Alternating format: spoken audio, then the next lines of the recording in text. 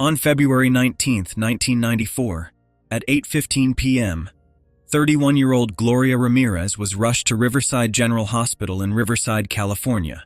Just an hour later, something strange happened. 23 people were injured. 5 had to be hospitalized, and Gloria lost her life. For years, no one could explain what happened that night. But after a lot of investigation, we might finally have an answer.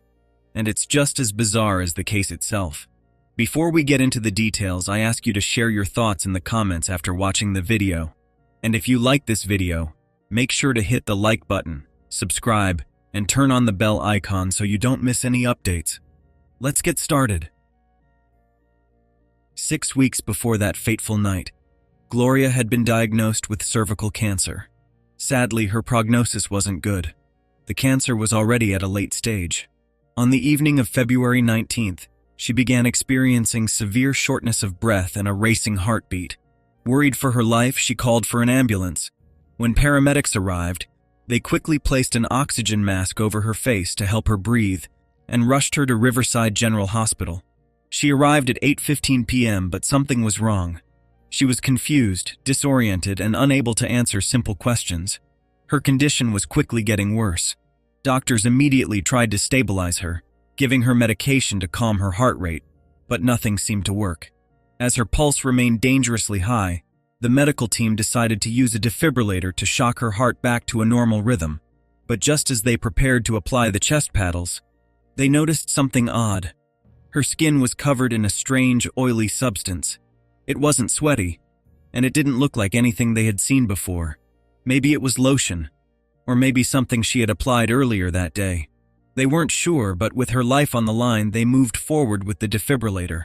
That's when things took an even stranger turn. A nurse named Susan Kane took a blood sample from Gloria, but as she did, she noticed a strong, unusual smell coming from the syringe, like ammonia. She quickly handed the syringe to a medical resident, Julie Gorchinsky, who looked at the vial of blood, trying to figure out what was going on. To their shock, the medical staff noticed something strange: manila-colored crystals floating in the blood serum. As they tried to make sense of it, something even more alarming happened. Susan Kane, the nurse who had taken the blood sample, suddenly collapsed. Dr. Humberto, the doctor in charge, caught her just before she fell. When Susan woke up, she said her face felt like it was burning. Julie, the medical resident who had handled the blood sample, began to feel dizzy and nauseous. She stepped into the hallway, hoping to shake it off. She sat down at a nurse's station, but before she could even respond to a nurse asking if she was okay, she fainted. At the same time, Maureen Welch, the respiratory therapist who had been giving Gloria oxygen, also collapsed. In just a few moments, 3 people had lost consciousness, and the others in the room were starting to feel sick too.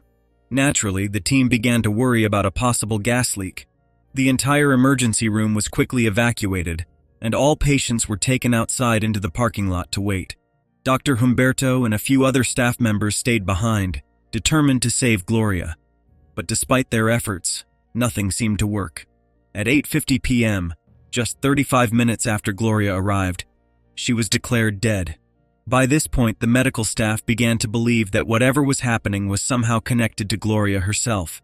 They decided to move her body to a quarantine room, just to be safe. But as one of the workers, Sally Balderas, helped move Gloria, she suddenly started vomiting and said her skin felt like it was burning too. A hazmat team was called in to investigate the emergency room, hoping to find some explanation for what happened. They searched for any signs of gas, chemicals, or biological agents, but found nothing. This confirmed the growing suspicion that whatever caused the strange events had to be coming from Gloria herself. To prevent further risk, Gloria's body was sealed in an aluminum casket, and the emergency room was allowed to reopen. But the aftermath was still unsettling. 23 people reported feeling sick, and 5 hospital workers had to be hospitalized. Susan spent 10 days in the hospital recovering, while Julie was there for 2 weeks.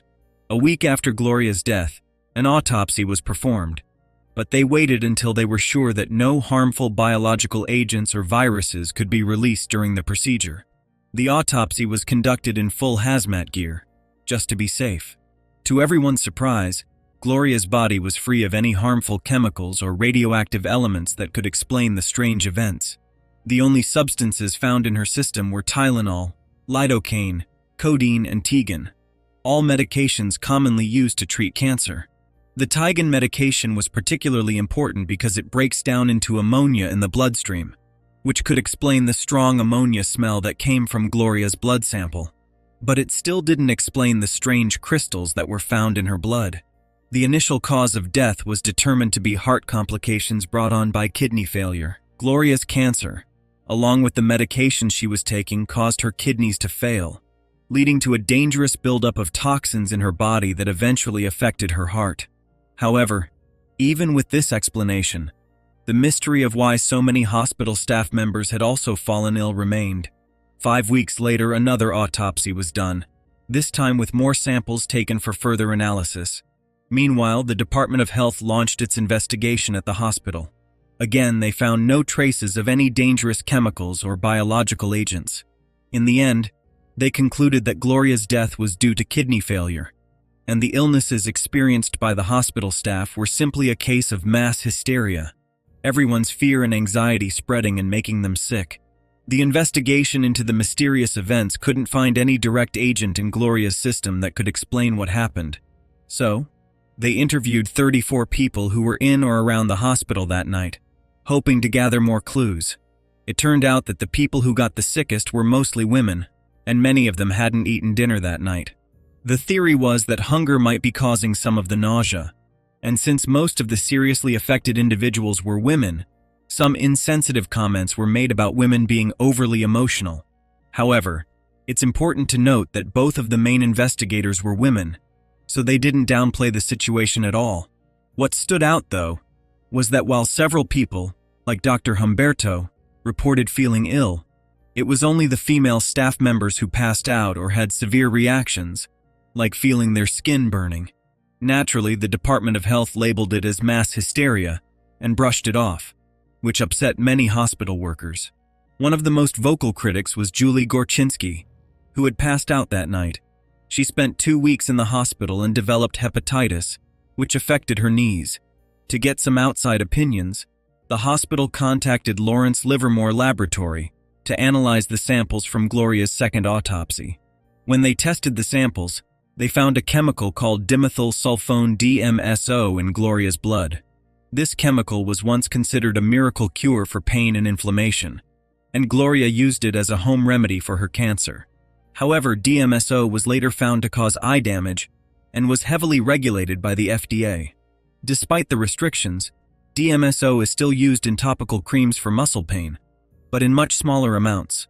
What caught Grant's attention was that when DMSO is exposed to oxygen, it transforms into another chemical called dimethyl sulfone, DMSO2. This chemical is naturally present in small amounts in the body, especially if someone eats a lot of plant-based foods or eggs. However, what was strange in Gloria's case was that she had 3 times the normal amount of DMSO2 in her blood.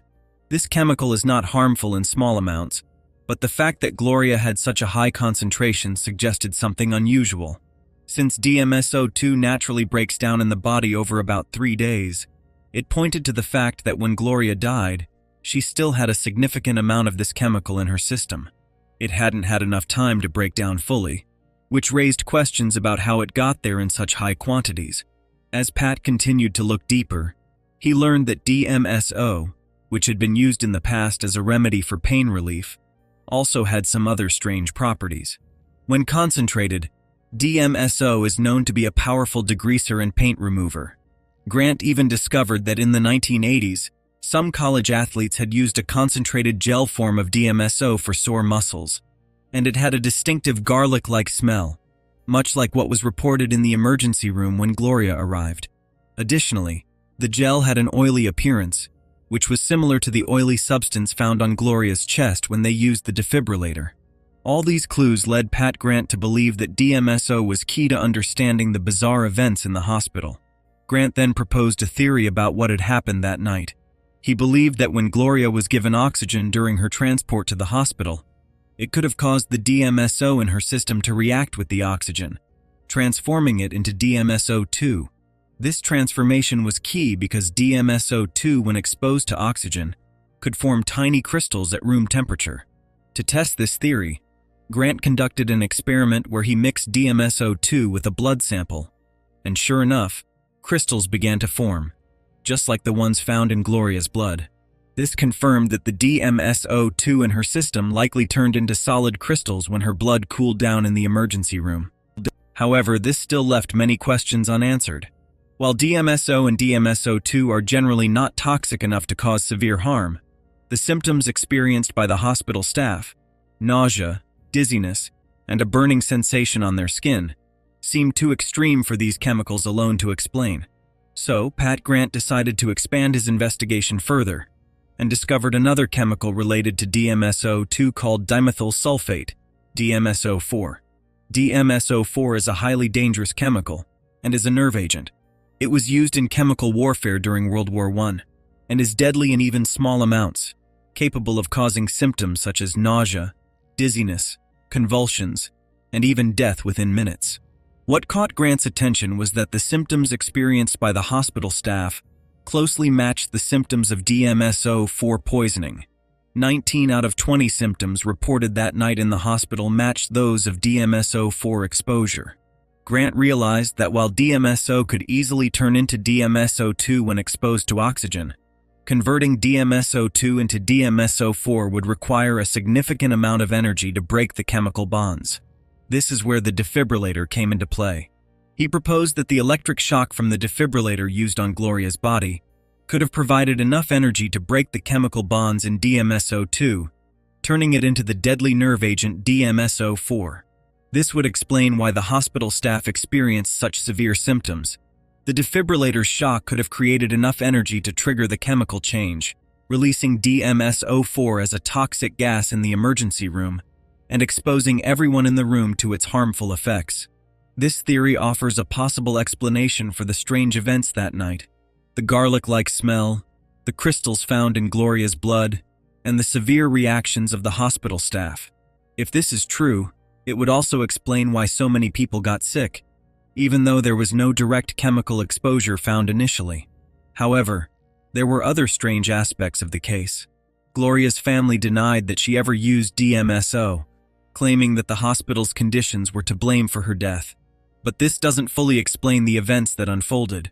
One bizarre theory suggested that someone might have accidentally connected methamphetamine to Gloria's IV, causing the toxic gas, but this didn't hold up. The autopsy didn't find meth in her system, so it seemed unlikely. In addition, a syringe that supposedly contained the DMSO2 crystals mysteriously disappeared after the incident. Later, a third autopsy, done 10 weeks after Gloria's death, revealed that her heart was missing, and some of her organs showed signs of unusual decomposition. This raised some questions, but it's not completely unusual for organs to be removed for further study, especially if a body has been decomposing for weeks. Despite all these strange details, the most likely cause of Gloria's death is still tied to the chemical reaction triggered by the defibrillator. Theories about meth or cover-ups don't seem to match up with the facts. The missing syringe was probably just lost in the chaos of the hospital. Gloria's tragic death remains one of the most puzzling medical mysteries, but the DMSO theory is the most plausible explanation. While it sounds odd, it could have been the chain of events leading to the deadly outcome that night. A lot of people look at Gloria Ramirez and think, how could someone be so foolish? They see her trying to treat her cancer with DMSO and think she should have known better. But it's important to remember that Gloria was diagnosed with cancer just 6 weeks before she died. She was a mother of 2, a wife, and faced an uncertain future. With her chances of chemotherapy being low, she might have felt there was no other option, and maybe she couldn't afford it, or her insurance didn't cover it. Either way, she was desperate and turned to something unconventional. The idea that Gloria was somehow responsible for what happened in the hospital room is still debated. Even now, scientists question whether such a series of events was even possible. Gloria didn't know that applying that chemical to her skin would lead to something so disastrous. Likewise, the doctor who shocked her with the defibrillator had no way of knowing it would trigger a chain reaction that turned a harmless treatment into a weaponized gas. The tragedy of Gloria's story is both heartbreaking and fascinating. It shows just how little we understand sometimes, even in a world where we think we know everything. Gloria Ramirez's case continues to raise important questions about medical safety and the unexpected dangers chemicals can pose. Her tragic story has sparked ongoing research into substances like DMSO and how they interact in critical situations. Even today, her story serves as a reminder of the complexities and risks in healthcare. What do you think? Was this just a bizarre accident, or is there more we're still missing? Let us know your thoughts in the comments below. If this story caught your attention, be sure to give it a like, share it with others, and subscribe so you don't miss out on more fascinating deep dives into strange and mysterious cases. Thanks for watching.